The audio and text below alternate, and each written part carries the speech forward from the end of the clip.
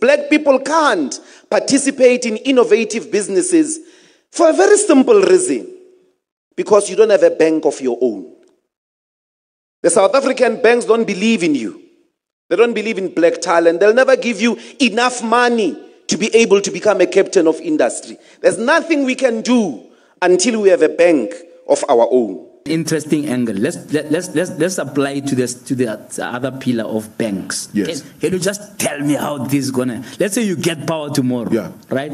The banks, almost all of the big 4, 5 banks belong to private sector. Yes. And what's interesting is if you look at the BEE charter around banks, is the poorest in as far as target is concerned. In fact, I think they said something like, you know, in 5 years, and this was long ago, like 2007, in 5 years they would like 10% to belong to black people. So it's even under-targeted already. So you can see that they're scared to touch that part of the economy. How are you going to, let's say you are in power next year, this time. How are you going to deal with the thing of banks? Are you going to say, now all the banks belong to the state?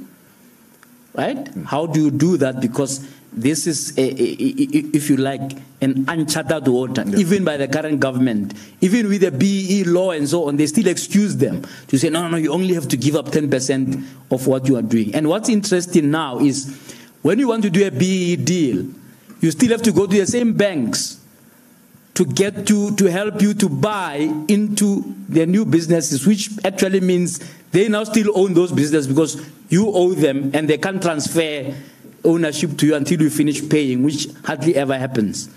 Badge on that for me. Right? The bank, this whole thing about we're going to want the banks to belong to the state. How is that going to happen? It's very easy. What is the Reserve Bank doing in African Bank? Because it's not supposed to be in the shareholder in the bank. It's a regulator. Get out. The state takes that stake of the Reserve Bank. Then you consolidate it with the PIC stake. And then you take the African Bank. You make it a state-owned bank that will provide affordable services to our people. You close no bank. Why should the state bank close the private bank when the state school did not close private school? When the state hospital did not close the private hospital? They still flourish. Who said that when you establish a state bank, other banks will collapse?